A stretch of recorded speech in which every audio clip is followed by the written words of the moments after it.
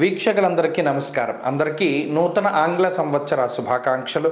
2025వ సంవత్సరం జనవరి మాసంలో ఏ విధమైనటువంటి గ్రహగతులు ఉన్నాయి, తద్వారా 12 రాశులపై ఇవి ఏ విధమైనటువంటి ప్రభావాన్ని చూపిస్తాయి అనేటువంటి విషయాన్ని పరిశీలన చేద్దాం. ముఖ్యంగా ఈ మాసంలో ఉన్నటువంటి గ్రహగతులను గమనిస్తే, ఈ మాసంలో గురుడు వక్రించి వృషభ రాశి యందు సంచారం చేస్తూ ఉన్నారు. 22వ తారీఖు వరకు కర్కాటక రాశి యందు కుజుడు వక్రగతిలో సంచారం చేస్తూ ఉంటే 22 దగ్గర నుండి మిథున రాశిలోకి, అనగా ఇది కుజ స్తంభన, ఇది ఆల్మోస్ట్ దాదాపుగా ఏప్రిల్ మేల వరకు ఉంటుంది. కాబట్టి కుజుడు మిథునం కర్కాటకం ఈ 2 రాశుల మధ్యలోనే సంచారం చేస్తూ ఉంటారు, స్తంభిస్తూ ఉంటారు. అందువల్ల 22వ తారీఖు నుండి మరలా వెనక్కి వెళ్ళి స్తంభిస్తారు. కాబట్టి మిథున రాశిలో ఉన్న ఫలితాలు కుజుడికి వర్తిస్తూ ఉంటాయి. అలాగే కేతు కన్యారాశి యందు ఈ మాసం ప్రారంభంలో, అనగా 5వ తారీఖు నాడు మూల 1వ పాదంలోకి, అనగా ధనురాశిలోకి బుధుని యొక్క సంచారం ఉంటుంది. ఇక ఈ మాసంలోనే 15వ తారీఖు మకర సంక్రమణం, కాబట్టి అప్పటి నుండి రవి మకర రాశిలో సంచారం చేస్తారు. అలాగే ఈ మాసంలో శుక్రుడు 28వ తారీఖున మీనంలోకి సంచారం చేస్తున్నారు. అప్పటి వరకు శనితో కలిపి శుక్రుడు కుంభంలో ఉంటారు. మీనమందు రాహుగ్రహం సంచారం చేస్తూ ఉన్నారు. ఇది ఈ మాసంలో ఉన్నటువంటి పరిస్థితి. అయితే తెలుగు మాసాలలో చూసుకుంటే ఈ మాసాన్ని పుష్యమాసము అంటారు. పుష్యమాసమునందు ఏ కార్యక్రమాలు చేయాలి, ఏమేమి చేయకూడదు అనేటువంటి విషయాన్ని కూడా మనం తెలుసుకోవాలి. పుష్యమాసంలో గృహప్రవేశాలు, గృహారంభాలు, వివాహాలు లేదా ఏ విధమైనటువంటి శుభ కార్యక్రమానికి సంబంధించినటువంటి పనులు కానీ, శుభ కార్యక్రమాలు కానీ చెయ్యరు. దీన్ని శూన్యమాసము అన్నారు. మరీ ముఖ్యంగా ద్విస్వభావ రాశిలోకి రవి ప్రవేశించిన తర్వాత, అనగా 16వ తారీఖు డిసెంబర్ దగ్గర నుండి ధనురాశిలోకి రవి ప్రవేశం చేసిన తర్వాత, డిసెంబర్ 16 నుండే ఒరిజినల్గా గృహారంభాలు కానీ గృహప్రవేశాలు కానీ చేయకూడదు. కానీ పాపం తెలియక చాలామంది వాటిని ఆచరిస్తూ ఉన్నారు. అలాగే గోదావరి జిల్లాలో నెలగంట పట్టిన తర్వాత, అంటే సంక్రాంతి నెల పట్టిన తర్వాత శుభ కార్యక్రమాలు ఇవి చేయరు. మరలా అంతర్వేది రథోత్సవం కానీ అంతర్వేద ఏకాదశి కానీ తర్వాత వరకు కూడా చేయరు. అయితే ఈ మధ్యకాలంలో కొంతమంది మాఘమాసంలో చేసుకుంటూ ఉన్నారు వివాహాది శుభ కార్యక్రమాలు. దానికి కూడా ఏ విధమైన దోషం లేదు. కానీ దీన్ని శూన్యమాసము అంటారు. దాదాపుగా జనవరి నెలంతా కూడా పుష్యమాసమే ఉంటుంది. కాబట్టి ఈ పుష్యమాసమున శంకుస్థాపనలు చేయకూడదు. పుష్యే చాగ్ని భయం చేయవ అంటూ ఉన్నది శాస్త్రం. అనగా ఈ మాసంలో ఏదైనా ఒక పని చేస్తే అది అగ్ని సంబంధంగా కాలిపోతుంది, బూడిదైపోతుంది అన్నారు. అందుకనే అసలు ఏ విధమైన శుభ కార్యక్రమాలు చేయకూడదు. ఇది ప్రధానంగా గుర్తుపెట్టుకోవాల్సింది. అలాగే గృహప్రవేశాలు కాదు, ఇంకేవి కూడా కార్యక్రమాలు చేయరు. అందుకనే దీన్ని శూన్యమాసము అన్నారు. అంటే ఈ మాసంలో ఏ విధమైనటువంటి శుభ కార్యక్రమాలు ఉండవు. అలాగే ఈ జనవరి నెలలోనే మకర సంక్రమణం జరుగుతుంది. కాబట్టి ఈ జనవరి నెల 15వ తారీఖు నాడు సంక్రమణం రోజున పితృదేవతల్ని స్మరించి వారి పేర్ల మీద స్వయంపాక దానాదులు అవి చేస్తూ ఉంటారు. కాబట్టి ఈ సంక్రాంతికి కూడా పంట చేతికి వస్తుంది. కాబట్టి ఆ చేతికి వచ్చినటువంటి పంట ఏదైతే ఉన్నదో దానిలో కొంత భాగం హరిదాసులకి, జంగం వాళ్ళకి, బ్రాహ్మలకి, లేకపోతే ఇంకా రకరకాలైనటువంటి వారు ఎవరైతే పూజనీయులైనటువంటి స్థానాల్లో, అంటే పెద్దల పేర్లు చెప్పిస్తూ ఉంటారు, బియ్యాలు వారికి ఇస్తూ ఉంటారు. వారికి చక్కగా ఈ 15వ తారీఖు నాడు ఇవ్వవచ్చును. అంతేకాకుండా ఈ మాసంలో ఈ గ్రహస్థితిని బట్టి ద్వాదశ రాశుల ఫలితాలు కూడా మనం ఇప్పుడు చెప్పుకుందాం. వృషభ రాశి వారికి జనవరి నెలలో గ్రహాల తాలూకు స్థితిగతులను పరిశీలన చేస్తే 22వ తారీఖు వరకు కుజగ్రహం తాలూకు అనుకూలత చాలా ప్రస్ఫుటంగా కనబడుతూ ఉన్నది. అలాగే 15వ తారీఖు వరకు అష్టమ రవి యొక్క స్థితి కనబడుతూ ఉన్నది. అంటే ముఖ్యంగా ప్రతికూలించే గ్రహాలని మొట్టమొదటిగా చూస్తే కుజుడు 22వ తారీఖు వరకు అనుకూలమైన గ్రహం, రాహు అనుకూలమైనటువంటి గ్రహం.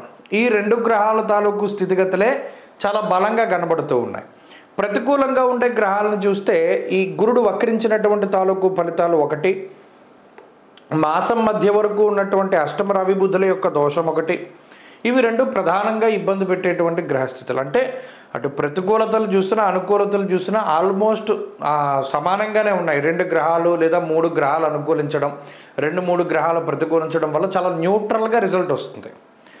అయితే ఈ రాశి వారికి ఏంటంటే బలం కుజుడు బలంగా స్తంభించి తృతీయంలో ఉండడం అనేటువంటిది బలం. అది 22వ తారీఖు వరకు ఉంటుంది. అందువల్ల ఏదైనా ముఖ్యమైనటువంటి పనులు ఏమైనా ఉంటే 22 లోపుగా పూర్తి చేసుకోవాలి. అయితే ఈ కొత్త సంవత్సరాన్ని మంచిగానే ప్రారంభం చేయగలుగుతారు వృషభ రాశి వారు. మరీ ముఖ్యంగా అనుకున్నటువంటి వాటిల్లో కొంత జాప్యం ఉంటుంది. అలాగే ఏదైతే వీరు కొన్ని వేడుకలు లాంటివి లేదా ఏదైనా ఫంక్షన్స్ లాంటివి చేద్దాం అనుకున్నప్పుడు దానిలో వీళ్ళకి సాటిస్ఫాక్షన్ ఉండదు. మనం ఇలా అనుకోలేదు కదా, సరే కొంత కాంప్రమైజ్ అయ్యి ముందుకు వెళ్ళవలసి వస్తుంది అనుకునేటువంటి ఇది కొంత వాళ్ళకి అనుకున్నట్టుగా సాటిస్ఫాక్షన్ ఉండదు. ప్రతి చిన్న విషయంలోనూ ఇది కొంత అసహనము అనేటువంటిది ప్రధానంగా కనబడుతుంది. ఈ అసహనము అసంతృప్తి ఈ నెలంతా కూడా ఎక్కువ ఉంటుంది. మరీ ముఖ్యంగా ఏదో జరిగిపోయిన దాన్ని వదిలేయకుండా పట్టించి కూర్చుంటారు. దానివల్ల జరగవలసినవి జరుగుతూ ఉన్నవి కూడా చాలా ఎఫెక్ట్ అవుతూ ఉంటాయి. ఈ వృషభ రాశి వారిలో ఈ నెలలో ప్రధానంగా కనబడేటువంటి సమస్య ఇది.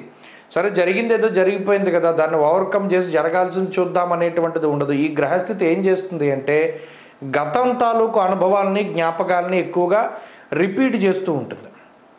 అందువల్ల జరిగేటువంటి వాటి మీద కూడా అంత శ్రద్ధ చూపించలేకపోతారు. ఇది అయితే ఆరోగ్యానికి సంబంధించినటువంటి విషయాలు సానుకూలంగానే ఉన్నాయి. ఆరోగ్యపరమైన సమస్యలు ఏమీ లేవు, అనారోగ్య సమస్యలు ఏమీ లేవు. అలాగే ప్రత్యేకించి ఆర్థిక లాభాన్ని సూచించేటువంటి గ్రహస్థితిగా కూడా ఈ గ్రహస్థితిని మనం చెప్పుకోవచ్చును. అదే మాదిరిగా కొంత ఖర్చు కూడా దీనివల్ల కనబడుతుంది. మరి 2వ స్థానంలో కుజ సంచారం చివరిలో ఉండే అష్టమంలో రవి ఉన్నప్పుడు దుర్దోష శత్రు సంవాదో గమనం యథ అంటే ఆర్థికంగా గ్రహగతులు బాగానే ఉన్నా కూడా ఖర్చు కూడా అదే రీతిగా ఉంటుంది. అందువల్ల సరి సమానంగా ఉంటుంది. ఈ నెలంతా అంతే, పాజిటివ్ ఎంత ఉందో నెగిటివ్ అంతే ఉంటుంది. అందుకనే న్యూట్రల్గా సాగుతుంది అని చెప్పారు. ఇప్పుడు ఏదైనా ఒక మంచి వచ్చింది అనుకోండి, దాని వెనకాల ఏదో ఒక చెడు వస్తూ ఉంటుంది, అందువల్ల న్యూట్రల్ అయిపోతుంది. ఈ నెలంతా అదే రకమైన గ్రహస్థితి ఉంటుంది. ఏదైనా అనారోగ్య సమస్య వచ్చింది, మళ్ళీ తొందరగా రికవరీ అవ్వగలుగుతారు. అలాగే కుటుంబ సంబంధమైనటువంటి సమస్య ఏదో వచ్చింది, మరలా దాని నుండి బయటపడగలుగుతారు. ఇలా ఈ మాదిరిగానే ఉంటుంది గ్రహస్థితి అంతా. ఇక ఉద్యోగ వ్యాపారాలకి సంబంధించినటువంటి విషయాలు కూడా ఈ రాశి వారికి కొంత సానుకూలంగా ఉన్నాయి. కొంత ఈ ఉద్యోగంలో కానీ వ్యాపారంలో కానీ ఒత్తిడి మాత్రం కొంత అధికంగా ఉంటుంది. గతంలో ఎన్నడూ చేయనటువంటి పనులను సైతం మనం చేయవలసి వస్తుంది ఈ రాశివారు. అదొకటి ప్రధానంగా గుర్తుపెట్టుకోవాలి. అంతేకాక 22వ తారీఖు దాటిన తర్వాత, ముఖ్యంగా 15వ తారీఖు దాటిన తర్వాత అష్టమ రవి దోషం పోతుంది, భాగ్యస్థానంలోకి రవి వెళతారు. అప్పుడు కూడా విచారే నవమే రవు అన్నది శాస్త్రం. కాబట్టి ఏదో ఒక దాని గురించి చింతన. అందుకని ప్రధానంగా ఈ నెలలో ఒకటి గుర్తుపెట్టుకోండి, అయిపోయిన దాని గురించి మీరు తలుచుకోవద్దు. అది మంచిగా జరిగిందా చెడుగా జరిగిందా, అయిపోయింది ఏదో అయిపోతుంది. ఈ జరగవలసిన దాని మీద ఎక్కువ కాన్సన్ట్రేట్ చేయండి. అది ఒకటే మీకు చెప్పదగినటువంటి సూచన. మిగతా విషయాలన్నీ కూడా సాధారణంగానే ఉన్నాయి. ఈ జనవరి నెలలో మరింత అనుకూలమైనటువంటి ఫలితాలను సాధించడానికై ఈ రాశి వారు చేయవలసినటువంటి ఆరాధన దక్షిణామూర్తి యొక్క ఆరాధన.